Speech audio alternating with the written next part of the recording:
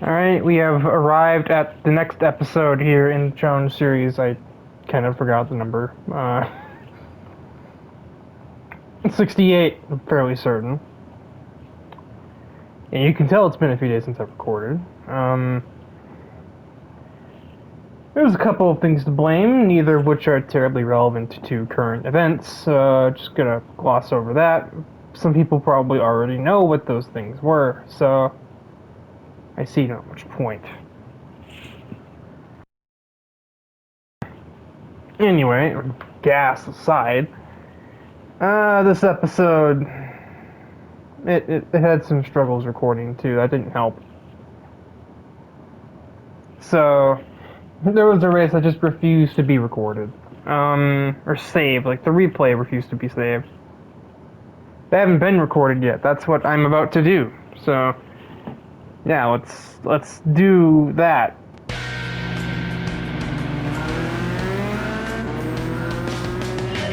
The first race of the episode is away, and we are on board with Jake Downey and his Civic-powered Integra.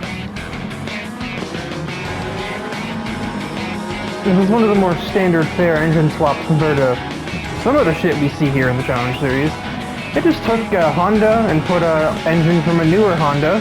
This Honda, actually. This, not this.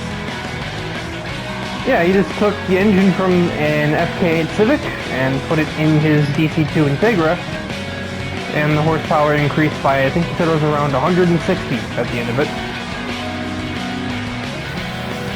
However, having this much horsepower in something front-wheel drive can be a detriment as much as it can be helpful. Let's see if you can manage to keep the power contained and not just understeer his way to the third dimension.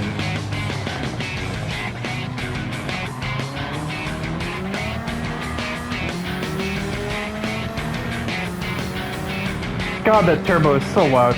This traction bar has absolutely no momentum heading towards this turn. So we're kind of hanging Downey out to dry there, leaving him on the curb, nearly in the grass. He gets a bit physical to get ahead of the third-gen Corvette.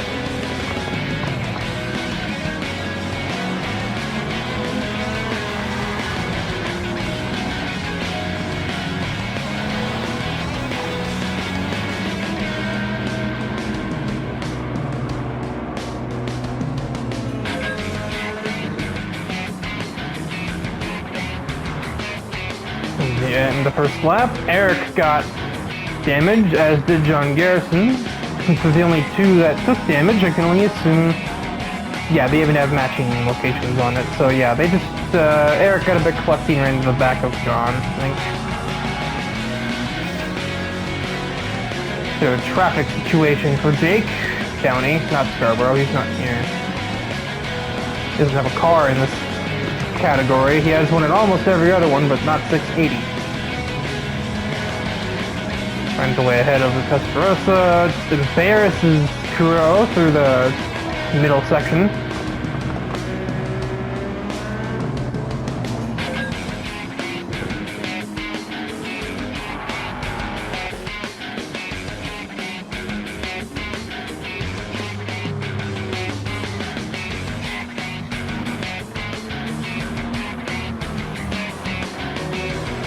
He's embarrassed Komeiji and into the hairpin.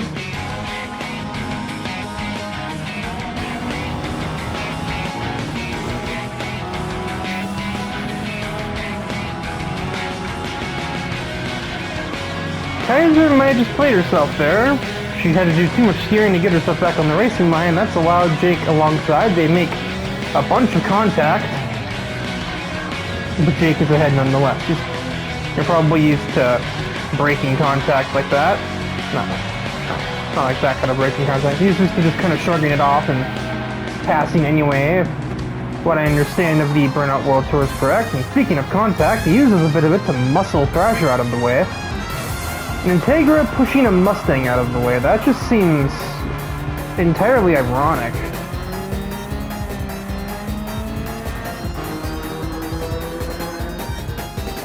You can see how the horsepower really affected his exit speed there. He had to get on and off the gas to prevent wheel spin. Alright. Reiko Mishima just put Jake right in the grass.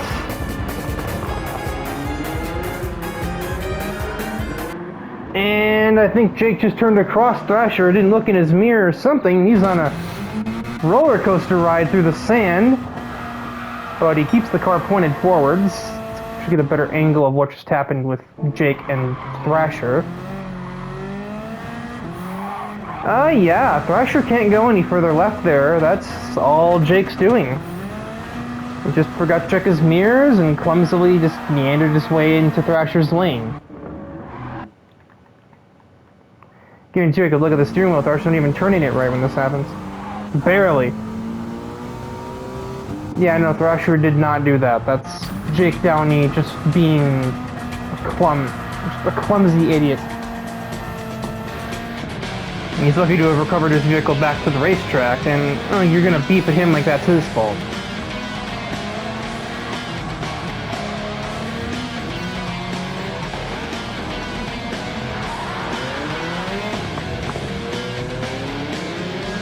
What the fuck? Where'd that get you, Jake?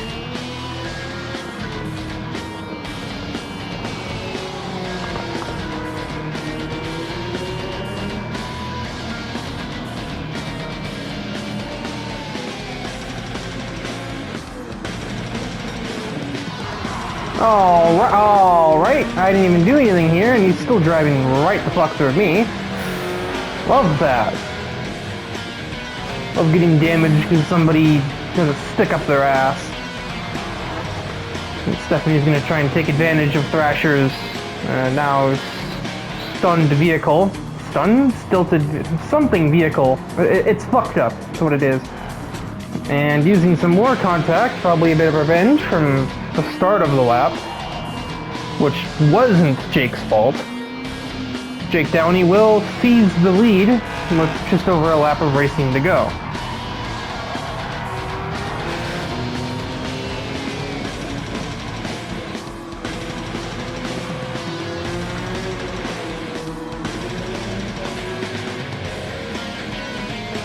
It seems he's got some suspension damage. This means Thrasher now has to pit for the damage that we've received from fucknuts over here.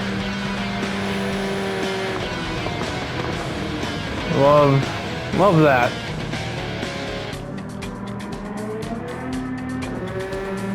I think the other Heartbreaker drivers were lucky to get out of this league when they did, because their team owner is a chucklefuck.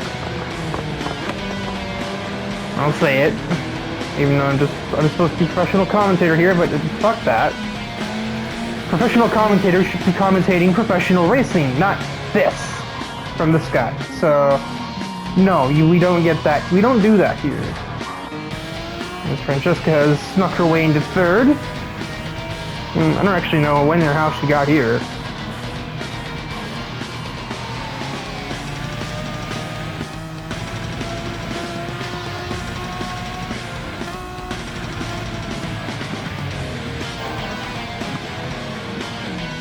You know, it does help if you shift gears. Probably would have had a pass there if you changed gears.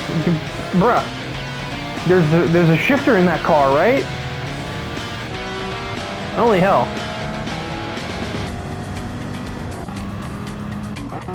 I mean, quite a few drivers that came up from the back. I think DePrisco started in the mid-pack, and Barbara started like 16th, and she's up in 6th looking for 5th on DePrisco. In spite of the damage, I think Mishima didn't really have a whole lot of pace, so she's not able to keep up with Jake Downey. And Francesca couldn't figure out how to switch gears, so she couldn't get around Reiko Mishima and attempt to track the Integra driver down. So the Integra will come out of the final corner and win at Autopolis. Fucking bug, and yeah. Because of his stupid ass, Thrasher and I are left to battle for P18. Reiko and Fidanzi round out the podium. And a lot of the upper mid-pack is kind of usual suspects. Yosuke with the better race than usual. He's doing a fucking 3-wide salute with Logan and Tyler.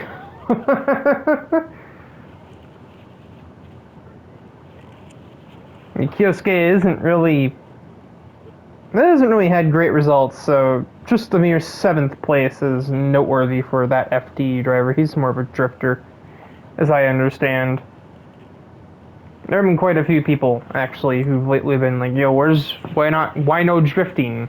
I'm just like, because it's a professional racing series, there's other series for that, but it's just, it's like, well, at the same time, professional drifting series also exist.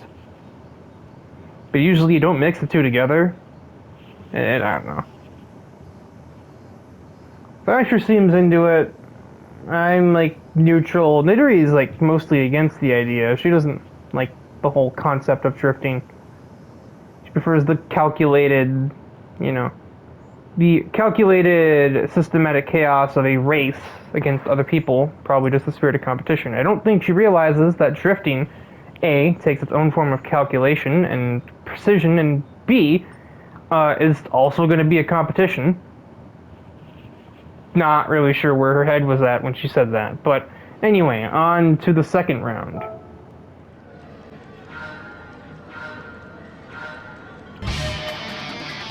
Race 2 of the episode is away, and yes, this scene is as stupid as it looks.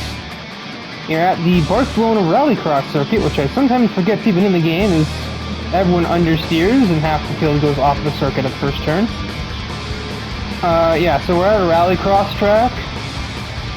Every single vehicle here, though, is rear-wheel drive.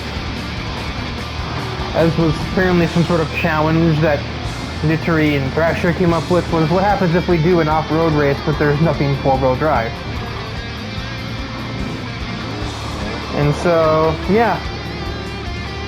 A 16-car grid, which is as many as we could fit at the circuit, of rear-wheel drive cars at a rallycross track, because that just seems like a fantastic fucking idea.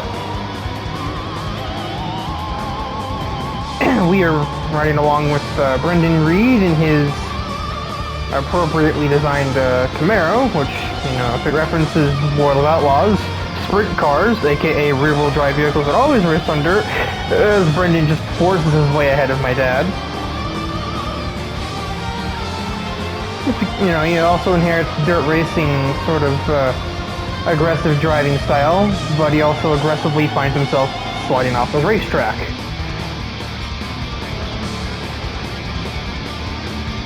I'm sure Tyler is not minding this idea either, though he probably wishes it was at a different track like Sardinia, where it was a little more high speed and felt more Dukes of Hazzard-ish. My dad is hugely out of control. Somehow, some way, these cars are harder to drive on the tarmac than on the dirt. Due to having dirt tires, I suppose, but it still just seems bizarre to think.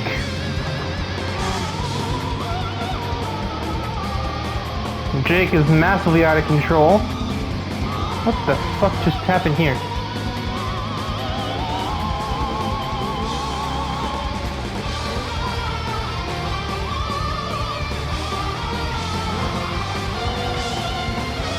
Well, I mean, Logan tapped him afterwards, but technically Axel running into the wall wasn't anyone's fault but his own.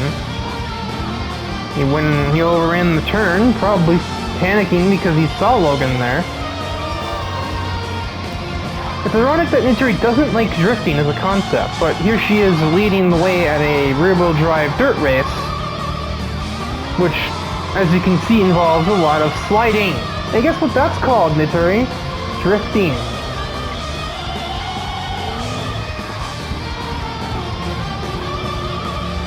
Wilson's running P7, middle of the field in a car at the bottom category.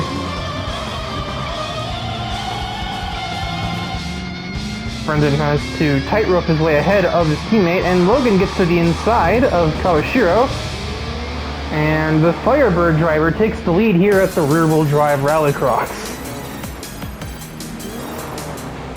Honestly, this seems like a very Logan thing to be doing, so it makes perfect sense to me that he is in the lead.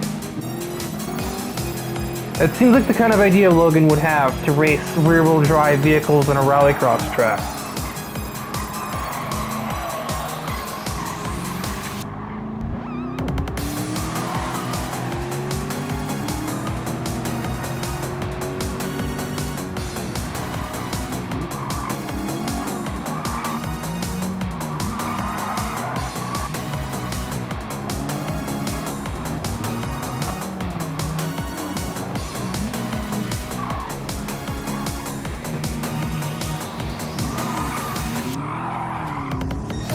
Camaro versus Camaro battle as we begin lap 5 of 7 on offer here.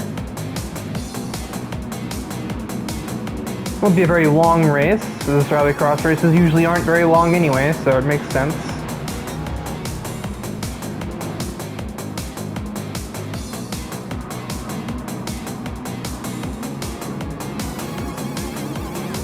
Interesting to me is that Brendan Reed is in a 640 class Camaro.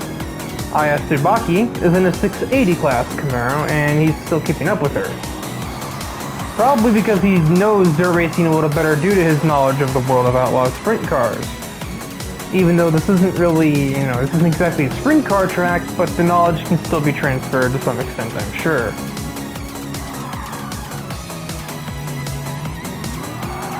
Sneaks up the inside of Nituri, who runs herself into the wall for no discernible reason other than oops.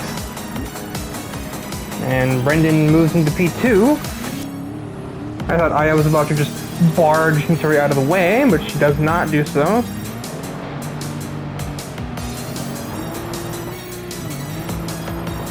No wonder Jake's sliding everywhere. He basically never gets to use any gear higher than first because of how long his first gear is.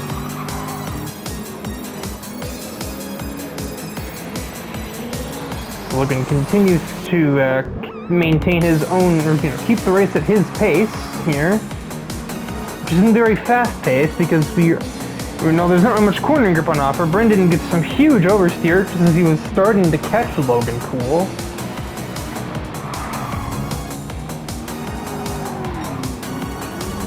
More oversteer from Brendan, and honestly, that's put him pretty far back. I think he just soiled his chance at this win here with that oversteer moment. Obviously, we have a lap to go, but the gap is pretty big between Logan and Brendan. About 2 seconds now. Oh my word. Logan massively sideways there. Brendan perfectly composed.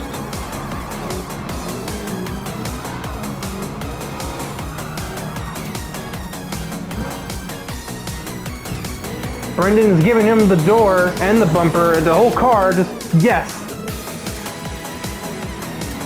So Logan shoots on the outside. It's going to be the world's slowest drag race, and Logan wall bounces. Take the win away. Doesn't take the win away, he keeps it. Nituri takes third away from Aya, who apparently passed her during that last lap, and Jake got ahead of Axel despite his not really great gear ratios.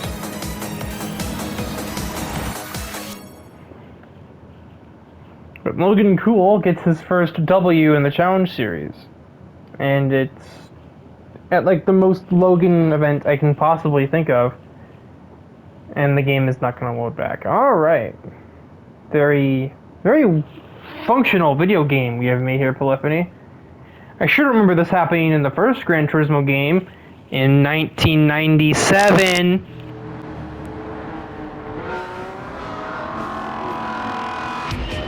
The third race of the episode is away, and it is the top category, 760, racing at the Nürburgring GP layout. And, spoiler alert, this is the first race of a doubleheader at this location. So you'll be seeing more of the Nürburgring tomorrow, basically. Well, tomorrow in universe. For us, it's going to be about 30 seconds after this race is over.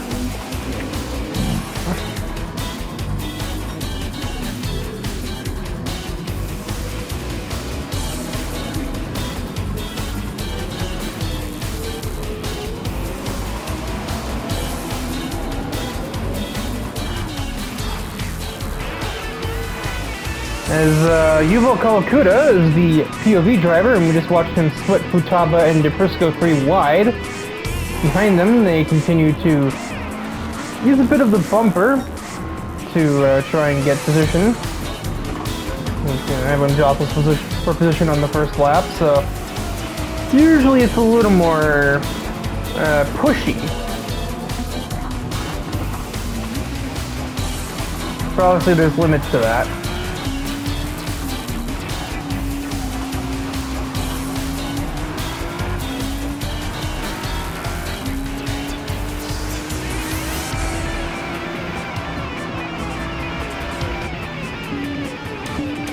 I just saw contact up here. Not really sure where that little smoke would have been coming from, unless somebody managed to slide it as Kawakuta just about puts James Stillo off the track. That's another GTR, you little team killing fuckwad.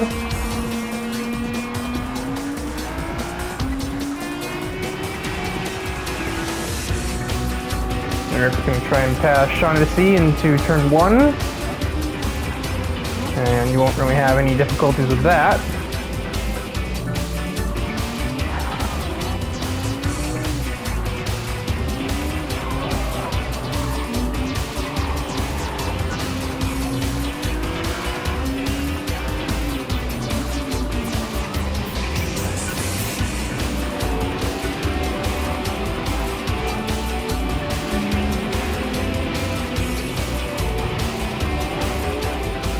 All-wheel drive exit speed has given Kawakuta everything he needs to get ahead of Scarborough on the exit of that turn, and he's going to try for the other GTR 2 corners later, but can't quite get a lane. But he does get a corner exit, and down the inside, and easy as it gets, really. Well, not quite as easy as it gets. Easier would be on the straightaway, but relative speaking. Kawakuta crosses Gwozdowski up and he makes his way into the top 5.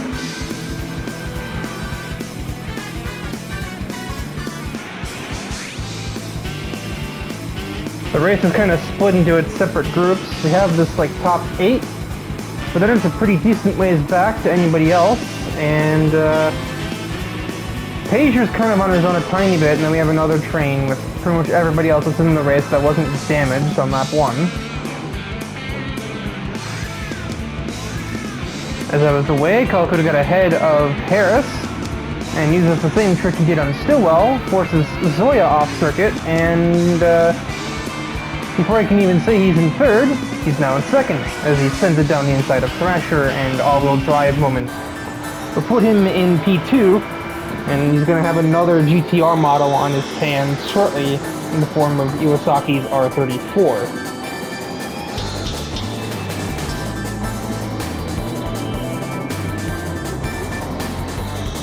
It should be the newer car that prevails, but from what I understand, these two have met before, and the first time that happened, the old Model 1.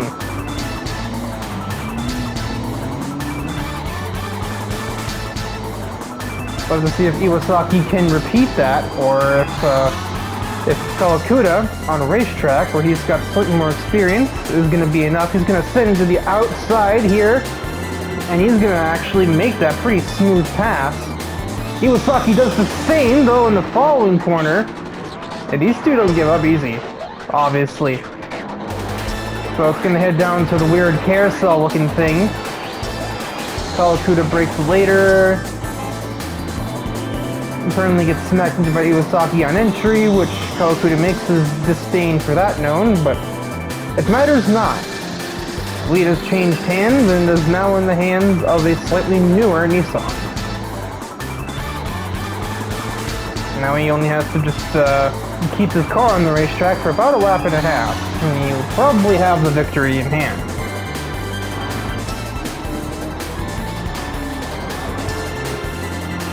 Behind this, Mika Harris has already dispatched Rika Zoya, trying for a move on Thrasher. Why did the AI think they have to brake for that? That's barely even a turn.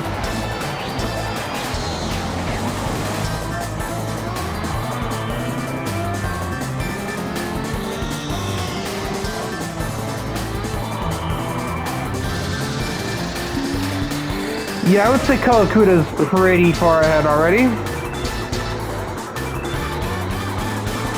2nd and a half, I would say, in hand.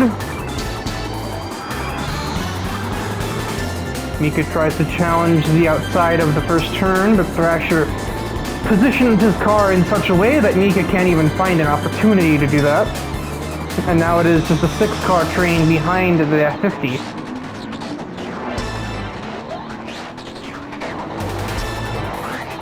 Shaughnessy trying to sneak on the outside of Eric. She will probably not get anywhere with that though. He was not born yesterday.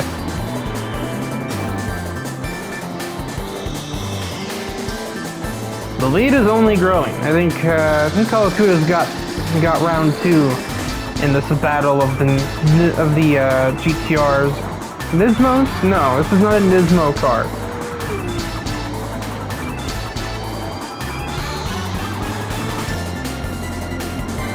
Mika's gonna try again down the inside of the F50. Who's gonna get the better exit? Oh, Mika by a mile. She just floored that son of a bitch. And so Mika Harris is into the podium positions. Obviously. Zoya trying to do the same. Can't get real estate though.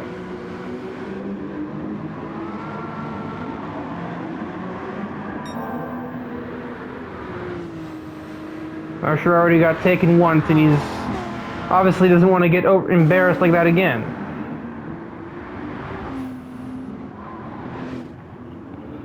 Heading through the last turn, for whatever may have happened outside of the track between Kawakuda and Iwasaki, the score is evened now. Kawakuda wins the Nürburgring GP. Motoya Iwasaki remains P2, and Mika Harris, with also a pretty strong drive of her own, she will grab 3rd place.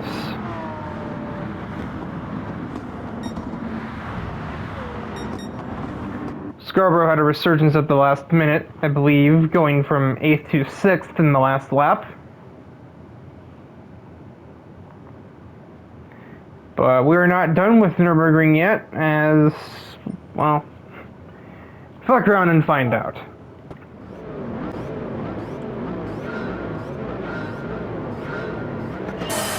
The 4th race of the episode is green, and it is 720 class racing this time, and as you can probably guess by the lap counter or the track map, this time it's the full course. It's not just the GP circuit, it's going to be a 1-lap run of the Nordschleife, as we've already done twice this season.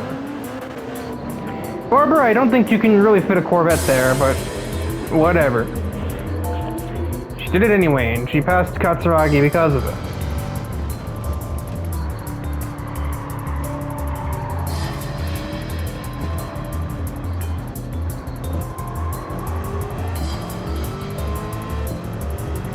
I tip my hat to the absolute maniacs who ran both races in a row. They just did about 9 minutes of driving yesterday as Nika slams to the back of Ryan Wolf. They just did about 9 laps of driving yesterday, or racing I should say, which honestly doesn't really, it's 9 minutes, not mine, 9 miles, oh my god, 9 miles! They did 9 miles of, no, 9 minutes. Oh my god. Brain. It was like 15 miles of racing yesterday. And then they have to get up and then they decide that they'll get up at the ass crack of dawn and do a lap of the Nordschleife in cars that honestly aren't that much slower. Barbara Page wasn't even in the previous race though, so she is completely fresh going into this Nordschleife event. Yeah, a pretty big chunk of I can't fucking talk. A pretty big chunk of this field was in the previous race. All of the top 3 were, as I believe was Stephanie. Oh my, Veronica! Oh! Oh, that's that. No. Idiot. Baka. Lord, that's not how you rejoin this racetrack. That's not how you rejoin any racetrack, much less this one. Anyway, as I was saying, Brian Ice was in the last round. Blackpool was in the last race, and Mika was in the last race.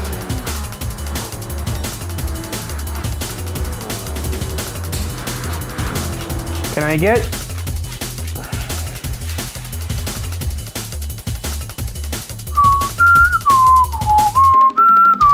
Speedball got a GT7, thank you.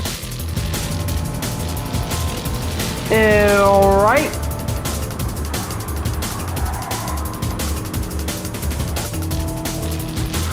What's that klutz doing?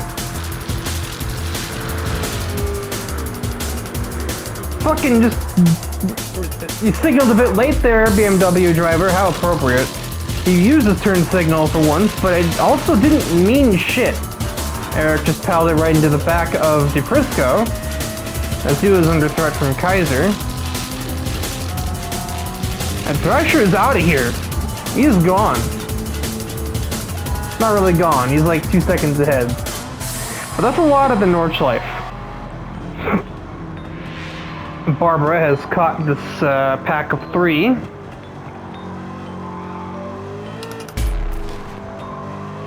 This battle is too European. Let's add a Corvette to it. I'm like paranoid of changing camera views and shit now because every time I do, I'm just thinking the game is just gonna either hang there for 5 minutes or even straight up crash.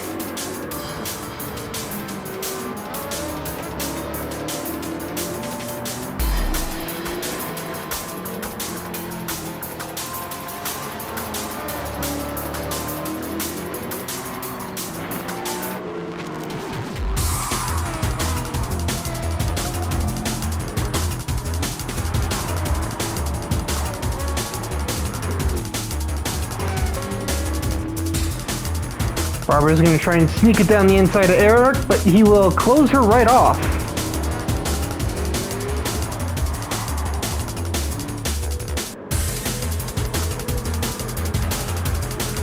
There's a Boxelda bug on my wall, but I can't deal with it until the end of the race. Barbara will take Eric around the outside. And next is Dom, and then Thrasher, who is... his lead is gone. There is no lead.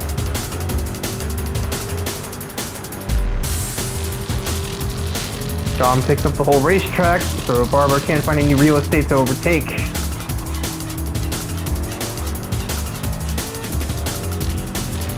Now let's see who's found the right aero balance. That's the most important thing as we head up this hill.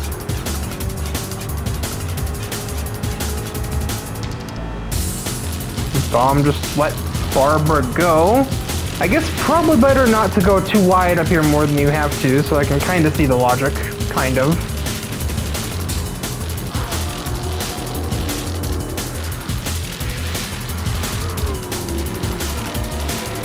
Thrasher has gone horribly wide. Barbara's going to take a complete advantage. Very close quarters through the high-speed turns, but Paige is the new leader. And I think Dom just got ass-packed.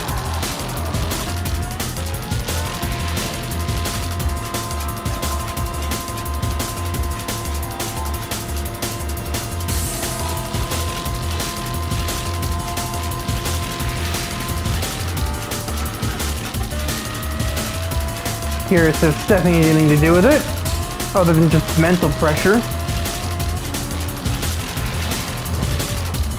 Oh no, Eric didn't have anything to do with it. Dom just fucked his braking point right up, smacking into the rear end of Thrasher. Luckily, well, I say luckily, it's kind of, Dom, what the fuck is your problem back here? Just trying to break Thrasher's chrome bumper off, apparently. Eric got in front bumper damage from having to check up for these two nincompoops. Or, I guess, more so check up for Dom than anything. It's not Thrasher's fault he's getting smacked into. And Barbara takes us into the, technically it's not, but this is like the second half of the track for me. The first 6 minutes of the lap are like, relatively speaking, child's play. You get through here though, the elevation gets so much weirder, every corner is blind, all the curves are painful, you hit them wrong. And the track is at its very thinnest. It's not wide anywhere else for that matter, but here it's, it's a tightrope. It's the world's fastest tightrope. YouTube corner. Krieger has managed to actually find his way back into this motley crew here in the top now 6 cars.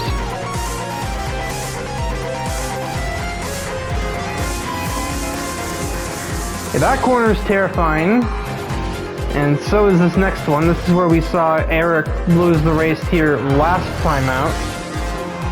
Barber a little sketchy, everyone a little sketchy actually. Thrasher just caught air through there. I loaded fast, that's right. Yeah, I just saw Thrasher catch air on this downhill lefty. He was very close to just ending his race right there, and that obviously compromised his line for the next couple of turns. Thing is, at this point, the damage you can't pit to fix damage, so you're just gonna have to live with the repairs because you can't cross the finish in the pit lane. So nobody's gonna be fixing shit. Because you're gonna have to cross with it and fix it in the garage later.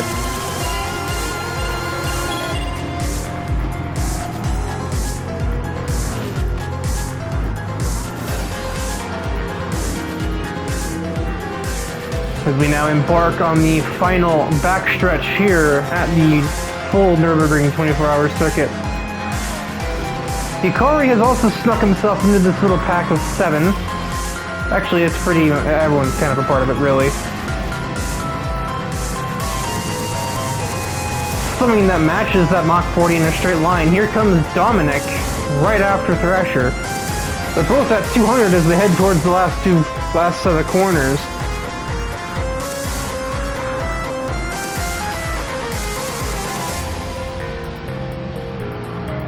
They both cut each other a lot of slack through there, but it is DePrisco that emerges P2, and it is Barber Page who emerges out of the Nordschleife in the lead, thus winning here at round 4 at the full Nürburgring circuit. Technically a home track victory. And man, the game was not waiting for anybody there, but pretty much everybody had already gone through the final corners, so nothing really would have changed from there. You had DePrisco and Thrasher on the podium. Eric finishes ahead of Stephanie this time. I wouldn't call that redemption for last time out, but it's something. It's about as much revenge as Eric can get on Francisco's leash. Man, did I say that out loud? Whoops. On to race 5.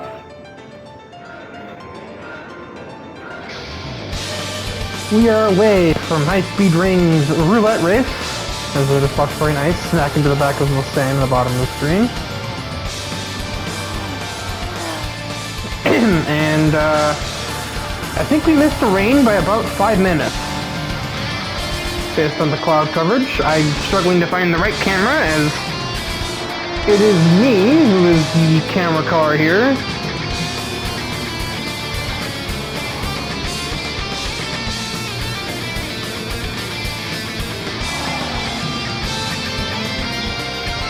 And I've already made my way up to 11th.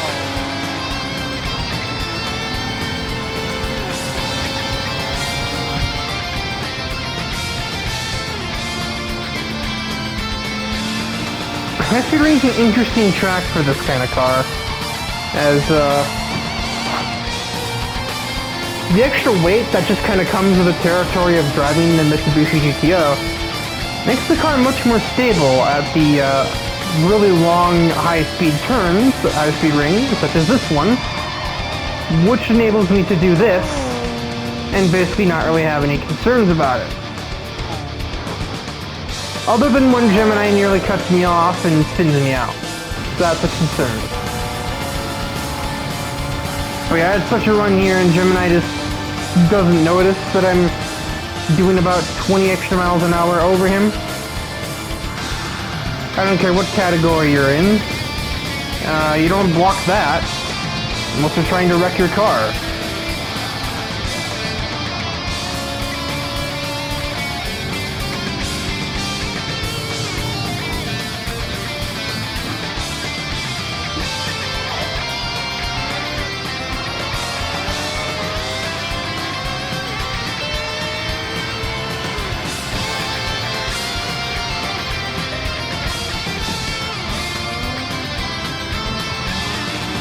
Danvers is, mind you, he's a 760 class car. He should be up with Ice and Głoszczowski right now. So Ice is hardly even with Głoszczowski. He's in a league of his own at the moment.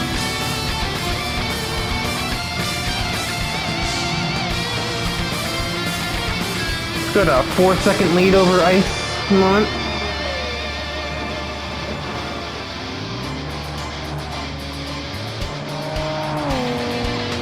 outside lane go new. Lets me get such a huge run that I'm almost able to use it and overtake a 720 class car in the GTO, which, mind you, is 640.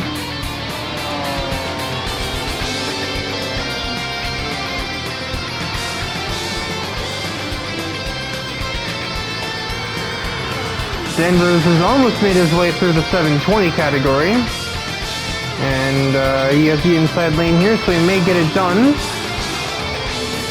And yes. So Danvers clears the 720 category traffic, but he's got a ways to go before he's catching his actual class opponent.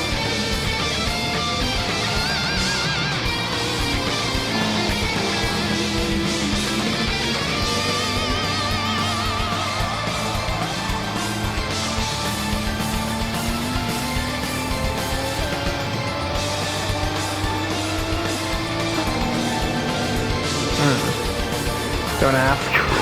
I couldn't tell you what that was about. We're on the outside. I'll clear Thrasher and Stephanie with that, and I get right up to the bumper of Mizoto. I actually do more than that. I get ahead of him, and I get ahead of the Prisco. So suddenly, I now break ahead of the 720 class, and I'm 2 categories below them. That's just the strength of this outside lane strategy, more or less.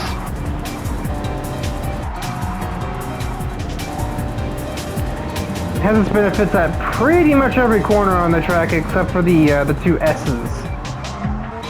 So the corners that Eric has just entered, basically.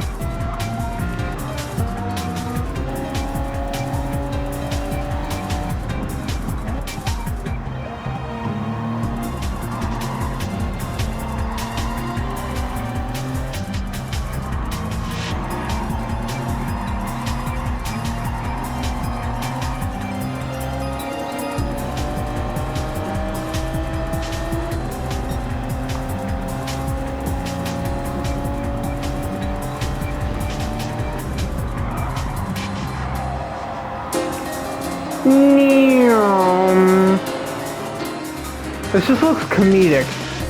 It looks comedic anyway, but then it looks even more so when you realize that I'm just passing cars 3 whole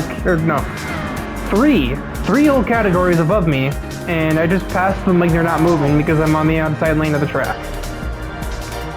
This is how it's supposed to actually look, as Brian Ice just smacked right into my rear bumper, not...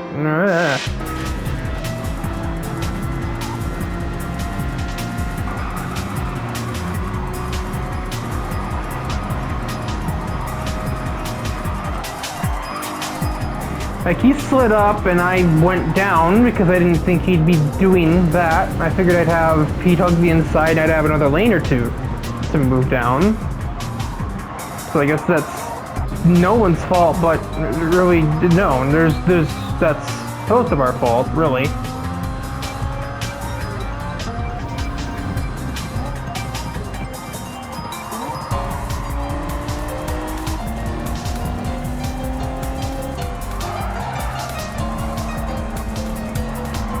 Rear wing damage hopefully will not harm my stability in the high-speed turn. That's kind of my entire game plan at the moment, is just do that.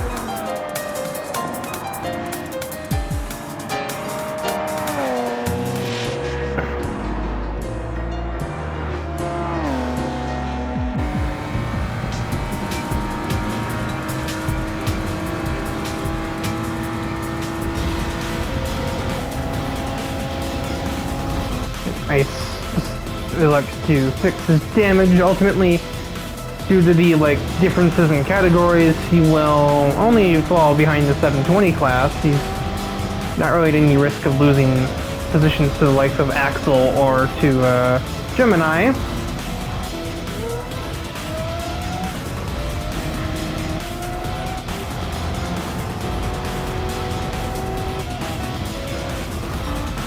Although he's not too far ahead of Axel, he is going to be ahead of him.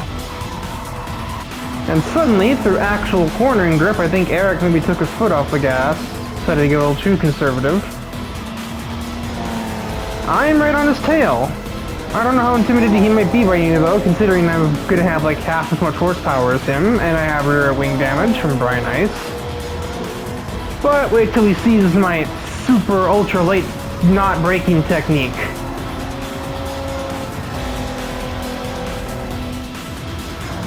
Alright, Twatloff didn't like it. Okay.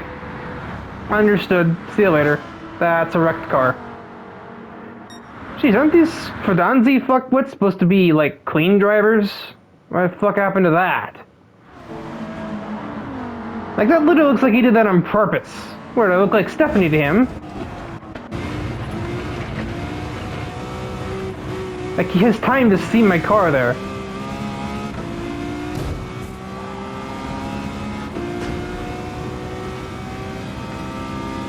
Dumbass. So yeah, as soon as he crosses the line, that brings out the red flag, and yeah, I was doing so well on not wrecking cars, and then out of all people, Eric Wachowski is the one to send my GTO to the scrap heap.